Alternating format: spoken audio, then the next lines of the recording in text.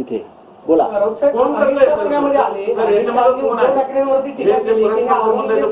अध्यक्ष आहेत अमित शहा महाराष्ट्रामध्ये येतात आणि सातत्याने उद्धव ठाकरे शरद पवारांना टार्गेट करतात.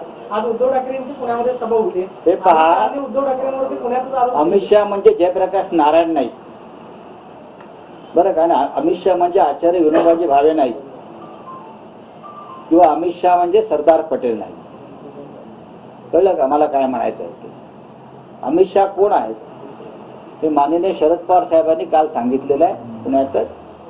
तेव्हा तुम्ही असे प्रश्न विचारणं सोडा. जर तुम्ही महाराष्ट्राचे अभिमानी असाल तर अशा विषयाला महत्त्व देऊ नका. आपण सगळे मराठी माणसं आहोत, महाराष्ट्राचे अभिमानी आहोत. हे बाहेरचे चोर लफंगे येऊन मराठी माणसावरती असे हल्ले करून बदनाम करत असतील तर आपण सगळ्यांनी एकत्र राहायला पाहिजे. हा रावसाहेब, अनिल देशमुख म्हणाले होते की त्यांना एक ऑफर देण्यात आली होती ती त्यांनी मान्य. त्याच्यावर चर्चा झालेली आहे ना वारंवार. तुम्हाला जेव्हा अटक झाली त्याच्या आधी तुम्हाला अशी काही ऑफर आली होती? नक्कीच.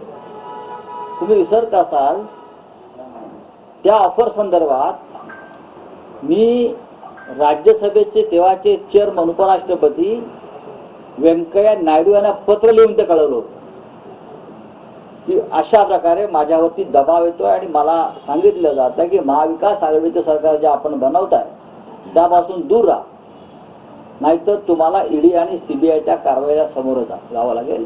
आणि हे मी रेकॉर्डवरती आणलेलं आहे. हे मी तेव्हाचे आमचे उपराष्ट्रपती आणि आमच्या राज्यसभेचे चेअरमन, कारण मी त्यांच्या सभागृहाचा सदस्य होतो आणि आहे, मी त्यांना ताबडतोब ते कळवलेलं आहे. अशा प्रकारच्या दबावाच्या नीती अनीती आमच्यावर चालल्या. पण देशमुख जे असतील, अनिलजी, मी असेल, आम्ही झुकलो नाही. आमच्यातला मराठी बाणा जो महाराष्ट्राचा स्वाभिमान आहे तो आम्ही कायम ठेवला.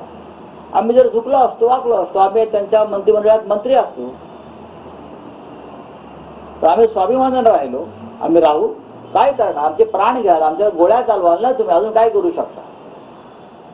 आमच्यावर तुम्ही गोळ्या चालवाल रस्त्यावरती, आमची तुम्ही सगळी सुरक्षा व्यवस्था काढून घेतलेली आहे. आम्ही तक्रार नाही केली.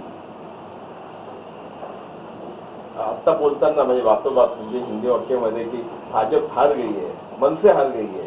आता याच्यामध्ये जो पार्टी और जो व्यक्ति मन से हारी जाती है ना वो कभी जीत नहीं पाएगी. और महाराष्ट्र की जो मिट्टी है बहुत स्वाभिमानी लोगों की मिट्टी है, शिवाजी महाराज की मिट्टी है. ये भाजपा वाले हार गए. देवेंद्र फडणवीस खुद चुनाव हारने जा रहे हैं विधानसभा का. आप देखिए वो वाली जो मनसे है, मैं देख रहा था कि आज शिंदे साहब को मिल रहे हैं मुख्यमंत्री. ये उनकी